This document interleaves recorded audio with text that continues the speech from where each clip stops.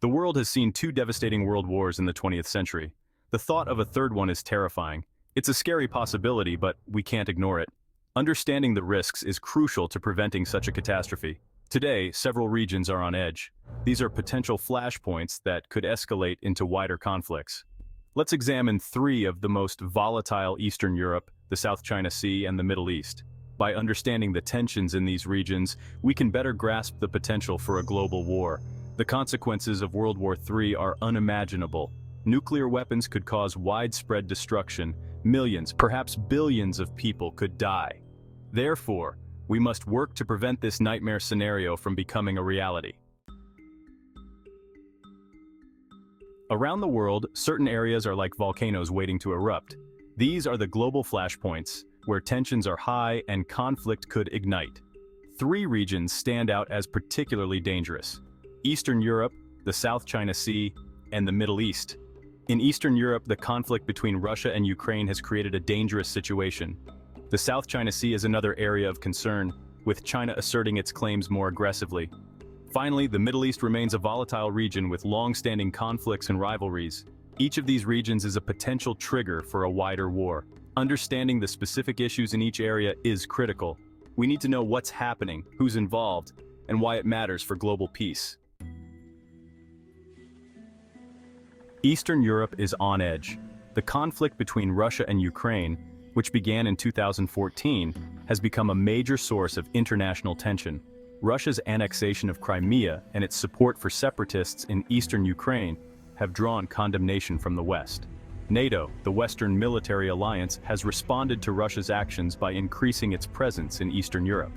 This has further heightened tensions with Russia, which views NATO expansion as a threat to its security. The situation in Ukraine is a powder keg. Any miscalculation or escalation could spark a wider conflict.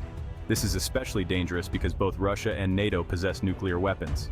The possibility of a conflict escalating into a nuclear confrontation is a terrifying thought.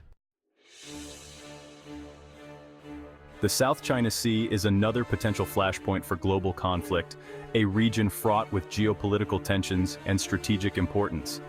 China claims almost the entire sea as its own, despite overlapping claims from several other countries, including Vietnam, the Philippines, and Malaysia. These nations argue that China's expansive claims violate international law. These competing claims have led to increased tensions and a significant military buildup in the region, with each country bolstering its naval presence. China has been particularly assertive in its claims, constructing artificial islands and deploying military assets to the region. These islands now host airstrips, radar systems, and missile installations. The United States, while not a claimant, has a strong interest in maintaining freedom of navigation in the South China Sea, which is a vital shipping route for global trade, carrying trillions of dollars worth of goods annually. The U.S. Navy regularly conducts freedom of navigation operations in the South China Sea, challenging China's claims and asserting the right to free passage through international waters. These operations have further angered China, leading to diplomatic protests and increasing the risk of a military confrontation between the two powerful nations. The presence of powerful militaries in close proximity, combined with unresolved territorial disputes, creates a dangerous mix, heightening the potential for an accidental or intentional clash that could escalate into a larger conflict. Section 5. The Middle East, a cauldron of conflict. The Middle East has been a cauldron of conflict for decades. Multiple wars, religious tensions, and political instability have plagued the region. Several countries, including Iran, Israel, and Saudi Arabia, are locked in bitter rivalries. Iran's nuclear program has been a major source of tension. Israel views Iran's nuclear ambitions as an existential threat and has threatened military action to prevent Iran from acquiring nuclear weapons. The rivalry between Saudi Arabia and Iran is another destabilizing factor in the region. The two countries are engaged in a proxy war in Yemen, and tensions between them have flared in recent years. The Middle East is a tinderbox, and any spark could ignite a wider conflict. Section 6. The domino effect from regional conflict to global war. How could a regional conflict escalate into a world war? This is a question that has puzzled historians and political analysts for decades.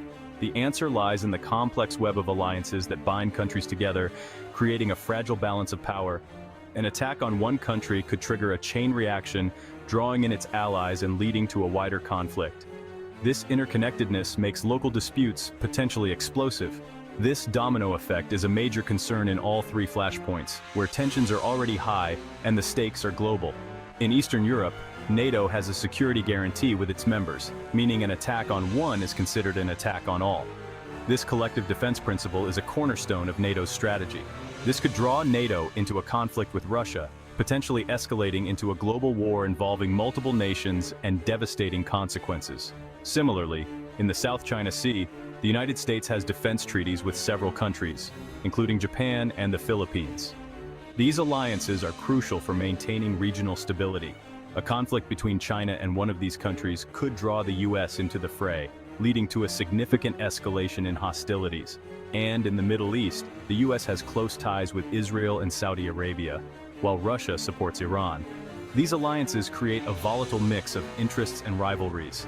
A conflict in the region could easily draw in these global powers, turning a local dispute into a full-scale global confrontation with far-reaching implications. Section 7. Who might join the fray? If a regional conflict were to escalate into World War III, it's impossible to say for sure which countries would ultimately be involved.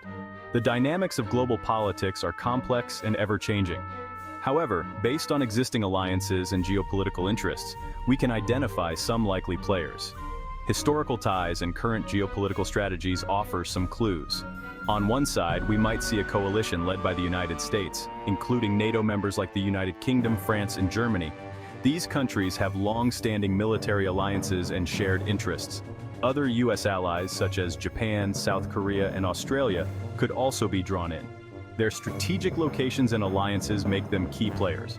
On the other side, a coalition could form around Russia and China. These two nations have been increasingly collaborating on various fronts.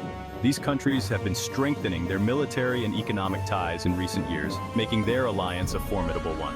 Other countries that might align with Russia and China include Iran, North Korea, and possibly some countries in Central Asia and Africa. These regions could be influenced by economic or political pressures to join the fray. Section 8. The path to peace, the power of diplomacy. Preventing World War III requires a commitment to diplomacy and peaceful conflict resolution. Dialogue, negotiation, and compromise are essential tools for managing tensions and preventing them from escalating into conflict. International organizations, such as the United Nations, play a crucial role in facilitating dialogue and mediating disputes. They provide a platform for countries to engage with each other, address their grievances, and seek peaceful solutions. Strengthening international norms and institutions is also vital.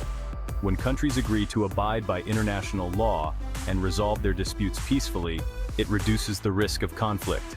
Diplomacy is not always easy, and it requires patience and a willingness to compromise. Section 9. The stakes. Why we must avoid World War III. The stakes could not be higher. A third world war would be a catastrophe of unimaginable proportions. The use of nuclear weapons would have devastating consequences for humanity and the planet. Beyond the immediate destruction, a global conflict would have long-lasting impacts on the global economy, the environment, and international relations. It would set back human progress by decades, if not centuries. Preventing World War III is not just a matter of national security, it is a moral imperative. We have a responsibility to future generations to build a more peaceful and just world. This requires a commitment to dialogue, diplomacy, and cooperation. Section 10. The role of international organizations. International organizations like the United Nations have a vital role to play in preventing global war. They provide a forum for dialogue, help manage international disputes, and promote cooperation on global issues. The UN Security Council, with its mandate to maintain international peace and security, has a particular responsibility to address threats to global stability. While the Security Council has its limitations, it remains an important mechanism for coordinating international action and resolving disputes peacefully. Other international organizations, such as the International Atomic Energy Agency, IAEA, and the Organization for the Prohibition of Chemical Weapons, OPCW, work to prevent the proliferation of weapons of mass destruction. These organizations play a critical role in reducing the risk of a catastrophic global conflict. Section 11, Conclusion, Choosing Diplomacy over Destruction. The possibility of World War III is a sobering reminder of the fragility of peace. The world faces many challenges, and the potential for conflict remains all too real. However, we must not succumb to fear or despair. By understanding the risks, engaging in diplomacy, and strengthening international cooperation, we can reduce the likelihood of a global conflict. The path to peace is not always easy, but it is the only path that offers hope for a brighter future. We must choose diplomacy over destruction, cooperation over conflict, and hope over fear. The future of humanity depends on it.